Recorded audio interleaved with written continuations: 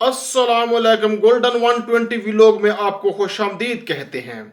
दोस्तों, आज का मेरा टॉपिक 2025 के अंदर सऊदी अरब का वीज़ा आप लगवाते हैं, वर्क वीज़ा लगवाते हैं, तो उसके लिए आपको क्या क्या डॉक्यूमेंट्स की ज़रूरत होती है जो कि आपके पास लाजमी होने चाहिए। तो उसके बाद आपका जो है ना वीज़े का प्रोसेस कंप्लीट होता है।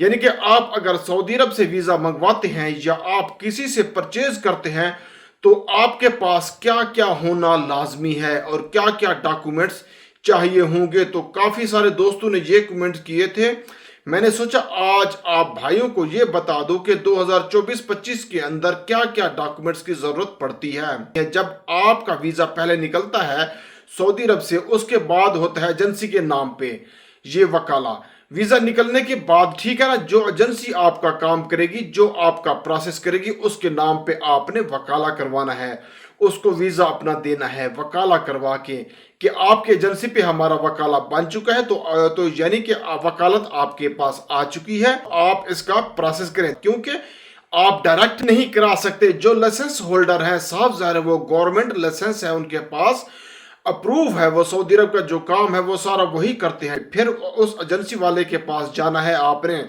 ठीक है। एजेंसी वाले के पास जाके आपने कहना है कि मुझे मेडिकल का टोकन दे दें। मेडिकल टोकन की कोई फीस जो भी होती है वो आपने पे करना होता है। आपको मेडिकल का टोकन दिया जाएगा, ठीक है। मेडिकल सेंटर आपको बताया जाएगा कि आप ये वाला आपका मेडिकल सेंटर है, वहां पे आप जाके अपना मेडिकल करवा लेना है।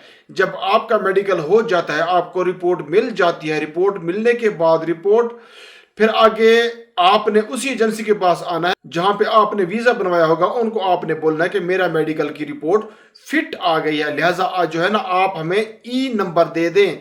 ई नंबर से उनसे लेके आपने जाना होता है एतमाद सेंटर। जब आप एतमाद सेंटर में आप जाएंगे तो एतमाद सेंटर के बाद आपने वहां से फिंगर करवाने होंगे, बायोमेट्रिक करानी होगी। तो बायोमेट्रिक जो है ना आप कराने के बाद दोबारा आप एजेंसी वालों के पास आएंगे कि आपके मेडिकल भी हो चुका है, आपके फिंगर भी हो चुका है, ये दोनों चीज़ें कंप्लीट हो चुकी हैं। और फिर आपने नेक्स्ट क्या करना है, आपने नादरा में जाना है। आपका करीबी जो भी नादरा ऑफिस है वहां पे जाके आपने FRC निकलवानी है, यानी कि family registration certificate. Family registration certificate के लिए आपके घर के जितने भी अफराद हैं उनकी CNIC यानी कि शनाख्ती कार्ड की कॉपी आपके पास होना लाजमी है। वो आप साथ ले जाएंगे तो आपको FRC जो है ना निकाल के दे देंगे नादरा वाले। ये चीजें मुकम्मल हो जाएगी। उसके बाद जब FRC निकलवा के आएंगे तो आपने फिर एजेंसी पे दोबारा आना है। आपने अपने सारे डॉक्यूमेंट सबमिट करवाने हैं। कौन कौन से आपने सबमिट करवाने हैं, सबसे पहले आपको बता दूं कि आपके जितने भी पासपोर्ट हैं, आया कि आपने 3 बनवाए हैं, 4 बनवाए हैं, जब से आपने पासपोर्ट बनवाना शुरू किया या एक्सपायर हो चुके हैं, गुम हो जाते हैं, उसके बाद आप दोबारा बनवाते हैं, मतलब आपके पास जो भी अवेलेबल टोटल पासपोर्ट है एजेंसी वालों को सबमिट करवाने होंगे। ये नहीं कहना कि यार भाई हमारा तो ये नया फ्रेश पासपोर्ट है तो पिछला काम नहीं आएगा, ऐसा नहीं।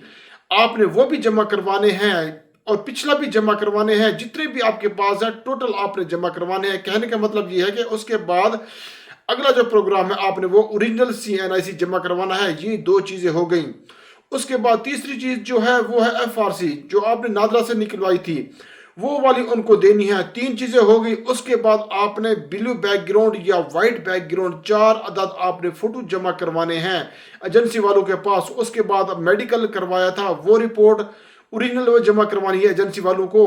5 चीज़ें होगी। और छठी चीज़ जो है, जो आखिरी है, वो क्या है, वो आपने एतमाद में जाके ई नंबर आपको दिया था एजेंसी वालों ने, आपने वहां पे जाके अपने फिंगर वगैरह कराए थे, ठीक है। वो चीज आपने देनी है अपनी एजेंसी वालों को, तो आपके डॉक्यूमेंट्स मुकम्मल हो जाएंगे। एजेंसी वाले जो है ना फाइल बना के एम्बेसी के अंदर जमा करवाएंगे। जब वो जमा करवाएंगे वीजा आपका लग जाएगा। आजकल वीजे की जो पोजीशन चल रही है, मैं आपको ये बता दूं कि वो है तकरीबन 2 दिन के अंदर या 3 दिन के अंदर वीज़ा स्टैंप हो रहा है। जब आपका वीज़ा लग जाता है, जब स्टैंप हो जाता है, वीज़ा स्टैंप होने के बाद आपने बायोमेट्रिक कराने होते हैं। प्रोटेक्टर ऑफिस में जाके आपने पेपर लेना है अपनी एजेंसी वालों से।